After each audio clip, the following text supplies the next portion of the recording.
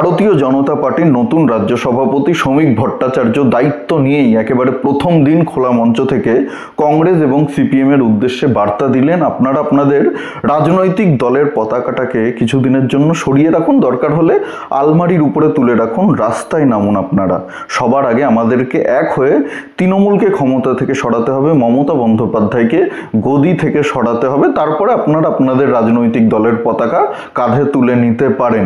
শ্রমিক ভট্টাচার্যের এই মন্তব্যের পরেই বাংলার কিছু মিডিয়া প্রচার করতে শুরু করলো যে শ্রমিক ভট্টাচার্য মহাজোটের ডাক দিয়েছে। 2026-এর বিধানসভা নির্বাচনে বিজেপি একা লড়াই করতে চায় না, বিজেপি কংগ্রেস এবং সিপিএমকে সঙ্গে নিয়ে মহাজোট করে লড়াই করতে চায়।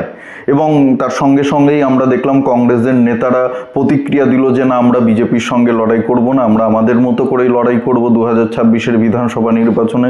সিপিএমের নেতা শতরূপ ঘোষও একেবারে জানিয়ে দিল যে না, বিজেপির সঙ্গে আমরা কোনোভাবেই লড়াই করব না, আমাদের এজেন্ডাই হচ্ছে নো ভোট টু বিজেপি, আমরা আমাদের মতো নিজেদের মতো করে লড়াই করব 2026-এর বিধানসভা নির্বাচনে।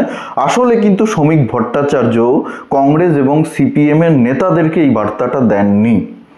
তিনি অফিসিয়ালি সিপিএম এবং কংগ্রেসের সঙ্গে 2026-এর বিধানসভা নির্বাচনে কোনো জোট তৈরি করতে চাননি। তিনি চেয়েছেন যারা এই রাজ্যে কংগ্রেসের কর্মী রয়েছেন, কংগ্রেসের যারা ভোটার রয়েছেন, সিপিএম এর যারা সাধারণ কর্মী রয়েছেন, সাধারণ ভোটার রয়েছেন, যারা দীর্ঘদিন ধরে সিপিএমকে ভোট দিচ্ছেন, কংগ্রেসকে ভোট দিচ্ছেন, তারা যাতে এইবার ভোটটা কংগ্রেসকে সিপিএমকে না দেন, তারা যাতে এইবার পরিবর্তনের স্বার্থে বিজেপিকে ভোটটা দেন, এটাই তিনি বলতে চেয়েছেন। তিনি কিন্তু অধীর রঞ্জন চৌধুরীকে অথবা সিপিএম এর মোহাম্মদ সেলিমকে এই বার্তাটা দেননি, শতরূপ ঘোষকে এই বার্তাটা দেননি, সিপিএম এর যারা নেতা, যারা দিল্লিতে গিয়ে মিটিং করছে মমতা বন্দ্যোপাধ্যায়ের সঙ্গে, তাদেরকে এই বার্তাটা তিনি দেননি। তিনি বার্তা দিয়েছেন পশ্চিমবঙ্গের সাধারণ ভোটার, যারা দীর্ঘদিন ধরে সিপিএমকে ভোট দিয়ে ভোট নষ্ট করছেন, তারাও কিন্তু পরিবর্তন চান, তারাও চান, সাধারণ যারা সিপিএম এর ভোটার রয়েছেন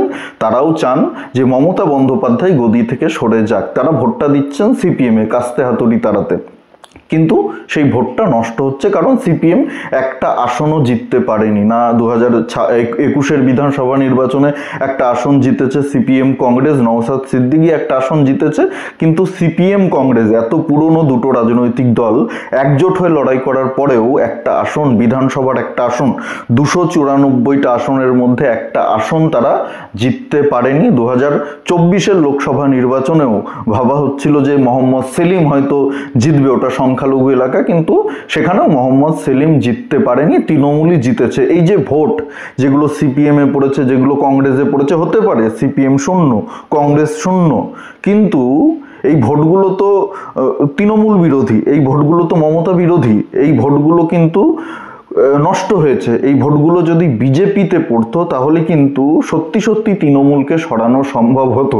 এই বিষয়টা শ্রমিক ভট্টাচার্য বুঝেছেন এবং তিনি সিপিএম এবং কংগ্রেসের যারা সাধারণ কর্মী, যারা দিনের পর দিন ধরে তৃণমূলের অত্যাচার সহ্য করছে, অত্যাচারের শিকার হচ্ছে, যারা বঞ্চিত হচ্ছে দিনের পর দিন ধরে, তাদেরকে এই বার্তাটা দিয়েছেন। আশা করি তারা বুঝবেন। আপনি যদি 2021-এর বিধানসভা নির্বাচনের পরিসংখ্যানটা দেখেন, 75% বেশি আসনে কংগ্রেস এবং সিপিএম ভোট কেটে দিয়েছে।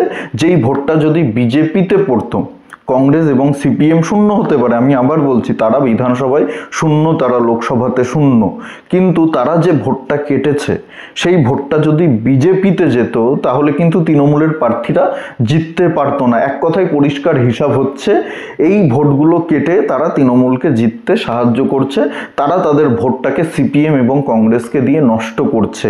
শ্রমিক ভট্টাচার্য এই বার্তাটাই দিয়েছেন, আপনারা সিপিএম করবেন, কোনো অসুবিধা নেই, আপনারা কংগ্রেস করবেন, গণতান্ত্রিক দেশে, গণতান্ত্রিক রাজ্যে যে রাজনৈতিক দল আপনাদের পছন্দ আপনারা সেই রাজনৈতিক দল করবেন, সেই রাজনৈতিক দলকে ভোট দেবেন, কিন্তু পশ্চিমবঙ্গে তো আগে গণতন্ত্রটাকে ফিরিয়ে আনতে হবে।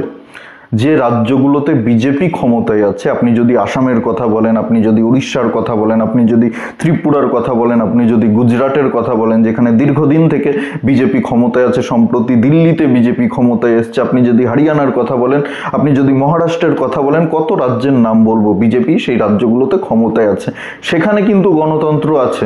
সেখানে বিরোধী রাজনৈতিক দলগুলো মিটিং মিছিল করছে, তারা নিজেদের রাজনৈতিক কর্মসূচি পালন করছে, কিন্তু পশ্চিমবঙ্গে সেটা হয় না। বিজেপির যত কর্মী পশ্চিমবঙ্গে তৃণমূলের হাতে খুন হয়েছে তার থেকে অনেক বেশি কর্মী কংগ্রেস এবং সিপিএমের তৃণমূলের হাতে খুন হয়েছে, তৃণমূলের দ্বারা অত্যাচারিত হয়েছে।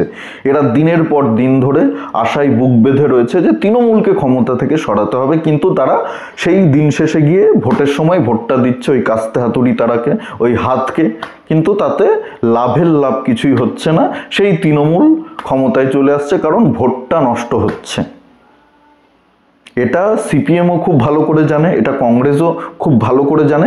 আপনি আবেগ দিয়ে অনেক কথাই বলতে পারেন, আপনি আবেগপ্রবণ হয়ে অনেক কথাই বলতে পারেন, কিন্তু আপনাকে বাস্তবতা বিচার করে দেখতে হবে যে ভোটটা কোথায় দিলে আমার ভোটটা নষ্ট হবে না, আমার ভোটটা কাজে লাগবে। বিজেপিকে ক্ষমতায় নিয়ে আসুন 5 বছর, দেখুন গণতন্ত্র থাকে কিনা পশ্চিমবঙ্গে, দেখুন আপনারা রাজনৈতিক মিটিং মিছিল করতে পারেন কিনা, আপনাদের ওপরে কেউ বোমা মারে কিনা, আপনাদের কর্মীদেরকে কেউ খুন করে কিনা।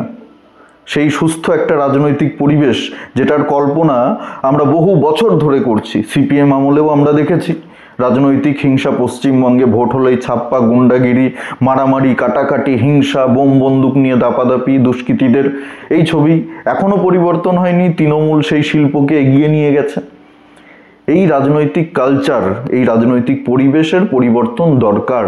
আর এই পরিবর্তন আমি মনে করি বিজেপি যদি ক্ষমতায় আসে, বিজেপি তো কোনোদিন এই রাজ্যে ক্ষমতায় ছিল না, 2026-এর বিধানসভা নির্বাচনে যদি বিজেপি ক্ষমতায় আসে 5 বছর দেখুন বিজেপি এই রাজনৈতিক হিংসা বন্ধ করতে পারে কিনা, বিজেপি পশ্চিমবঙ্গের এই পরিস্থিতি বদলাতে পারে কিনা। যদি না পারে তাহলে বিজেপিকে ভোট দেবেন না, বিজেপিকে 5 বছর পরে ক্ষমতা থেকে, আমি বলছি ক্ষমতা থেকে লাথি মেরে নামিয়ে দেবেন, কোনো দরকার নেই বিজেপির। যদি বিজেপি পশ্চিমবঙ্গে শান্তি ফিরিয়ে না আনতে পারে, পশ্চিমবঙ্গে গণতন্ত্র ফিরিয়ে আনতে না পারে। রাজনীতিতে সব রাজনৈতিক দলেরই অধিকার রয়েছে রাজনীতি করার, যে সিপিএম করে তার অধিকার রয়েছে পাড়ার মোড়ে দাঁড়িয়ে স্ট্রিট কর্নার করার, যে কংগ্রেস করে তারও অধিকার রয়েছে পাড়ার মোড়ে দাঁড়িয়ে স্ট্রিট কর্নার করার, এলাকাতে কংগ্রেসের ঝান্ডা লাগানোর, সিপিএমের ঝান্ডা লাগানোর, কিন্তু তারা তো এই কাজটা করতে পারছেন না তৃণমূল জামানায়। এবং এবং কংগ্রেস এবং সিপিএমের সাধারণ কর্মীরাও এটা খুব ভালো করে জানেন।